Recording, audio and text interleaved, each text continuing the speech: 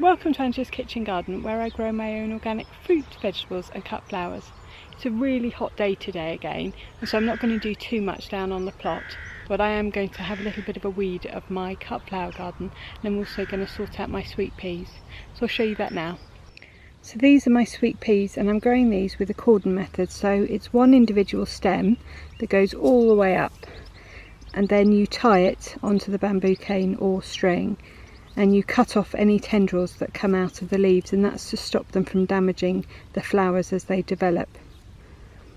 And so with this plant now, it might start producing flower buds from these little joins here, so I leave these little developing leaves just so that I can check that they're not going to develop into flower heads.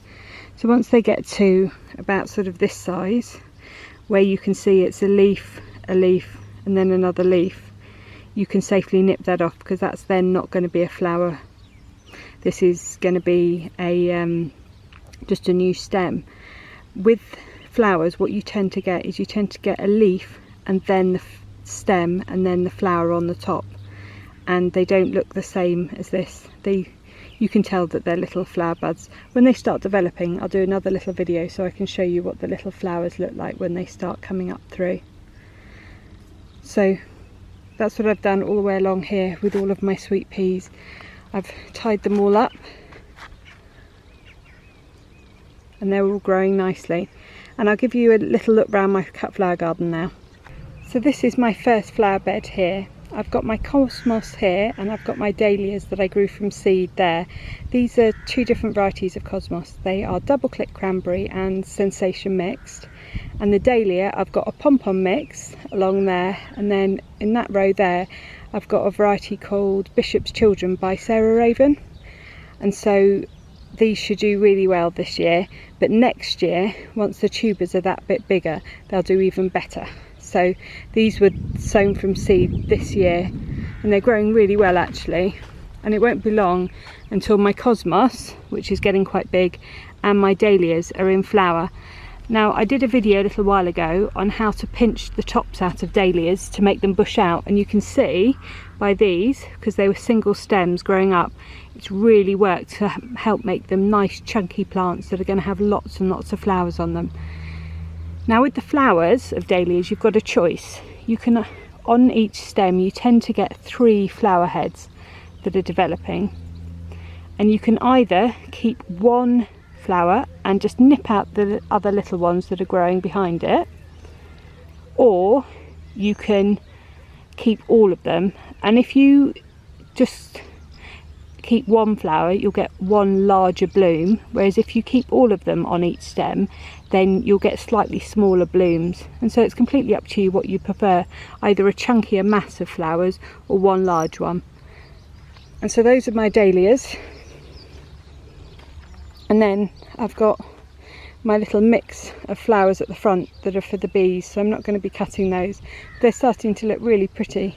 And I've also got some of my poppies that are coming up, and those are absolutely gorgeous. I got those from one of the other plot holders, and they're really large purple poppy. They're really, really pretty. So I'm really excited to see those bloom, and I won't be picking those. Here are my gladioli, and those are doing really well. It hopefully won't be too much longer until they start sending up their flower spikes. We'll have to wait and see. Here are my dahlias that I got from tubers this year, and they're looking really good. I have pinched out the tops of those as well, just to help make them that little bit more bushy. I've got a canna lily here, and I've got 2 little pom-pom mixes of dahlia here. And here, I'm really excited. These are my cornflowers, and if you have a look, my first one has come into flower. They're looking really, really pretty. I love these things. So I'm really looking forward to these all opening up and looking gorgeous, so that I can start picking them.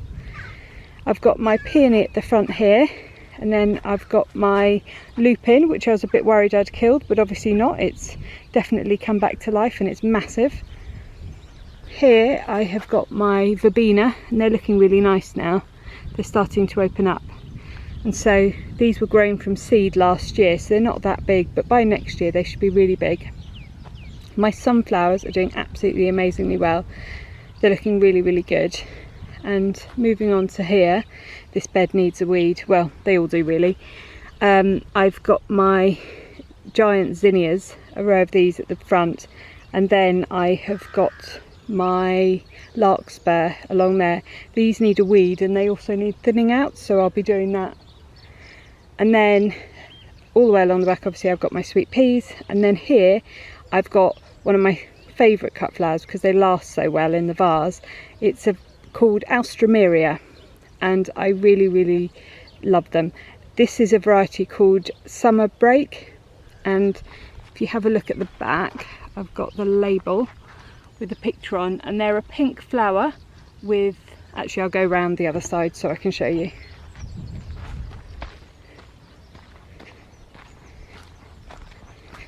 So if you have a look here, it's a really pretty pink flower with a white centre. I'm really excited about these. And with Alstromeria, when you pick them to take them home to put them in the vase, once they're in bloom, what you do is you go down and you pull the stem up from the base, and then what will happen is the plant will then send up new shoots from the bottom, and it just helps encourage them to bush up. Whereas if you cut them, they won't send up new shoots, and so they'll look very bald. So those are my Alstromeria. And then here I have got some Gerberas. Now the light coloured ones here that I bought, I got these from Morrison's. They were £3 for each plant, or no, £4, sorry, £4 per plant. And the dark pink ones have done really well. I've been cutting these and taking them home to put in a vase, and you can see they just keep sending up new shoots. There's lots of them that are coming up. But with these lighter pink ones, which are really pretty actually, unfortunately they don't seem to be loving it in this full sun position, so I might have to dig these up and take them home and put them in my garden bed at home, where it's not quite as fierce with the sun. But the bright pink ones are definitely loving it, and you can see there are loads of flower heads on these and they're looking really great, whereas these ones just aren't looking quite as good. And then moving on to this bed here, I've got a perennial Aster at the back, so that will be divided next year, and so I can make bigger clumps, and that's got pink flowers on it. And then I have got some Bupleurum here, which is a green foliage plant. It's got these really pretty lime green flowers on it, so that's growing quite well. I have got my annual Asters here, and so these will only last this year, they won't come back again next year. And I didn't have a great germination rate for those, so I sowed some more. I've only got 3 coming up in this pot here, and I sowed some more Bupleurum, and I haven't got any of those coming back up. Here I have got my standard size zinnias, so they're doing quite well. And then you can't really see them because they're so tiny, but I planted my Love in a Mist. I think these are the Love in a Mist ones. Yeah, these are the Love in a Mist. So these are the blue flowered ones all the way along here. And my Antirhinums are doing really well. If you have a look, they're starting to produce nice flower buds on them, and they're bushed out. So I'm really pleased with those. Here are my Carnations. Now these I grew from seed earlier this year, so they're not that chunky, but what I will do is I will pick the ones that I like the colours of, and I'll take lots of cuttings from them, so next year I should have really nice stocky sturdy plants. And then here I've got a row of Sweet Williams, and these won't flower until next year, so I'll do the same every year, and it will mean that I will have just picked my Sweet Williams before I replant the next lot for the following year, so they're really early flowerer. And then I've got Rudbeckia Toto mixed along here. You can't really see it. There's one next to this thistle that I need to weed coming up. They're not as big as I'd hoped, but hopefully they'll catch up and get going. Then I've got a row of Nigella in here. They're doing quite well. And then I have got my Cerinth along here. That's a really lovely foliage plant. It's sort of a purpley bluey colour. So you've got the sort of the bluey green leaves, and then you've got the purpley flowers on the end.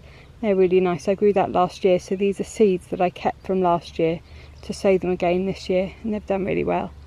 Here are my chrysanthemums, and they're just starting to come into bloom here. They're a bit early, I'm not really sure why they're blooming now, but I'm just trying to see which are the ones that I like the colours of. I think that I'm going to like this one. It's sort of a peachy colour here, so that's quite pretty. And then I've got this one which is an orange. I'm not a massive fan of the orange, to be honest, so I don't think that I'll be saving any of this one here. I've got a yellowy one which is quite pretty here. It's sort of a very sort of pale lemony colour. That's really pretty. And I've also got this white one here that's starting to grow, to flower, sorry. This is looking really nice. And then I have got my delphiniums, that's what they're called, delphiniums at the back, and they're doing really well, and so they should just get bigger and bigger. I love delphiniums, they're so pretty. So that's my cut flower garden. It does need a good weed, but it's really starting to take shape now, and so it won't be long until I can start cutting lots and lots of flowers. But next year I'm going to be sowing some seeds this autumn, so I should get a much earlier start on the picking next year. It's just this time last year this was all turf, and so I had to dig it out before I could start planning to plant into it. Thank you for watching. If you like this video, please give it a big thumbs up and subscribe. Also, check out my other videos. If you're on social media, you can also follow me on Instagram, Twitter and Pinterest, and the details of that are in the description below. And I'll be uploading another video at the same time tomorrow, so see you on the next one. Bye!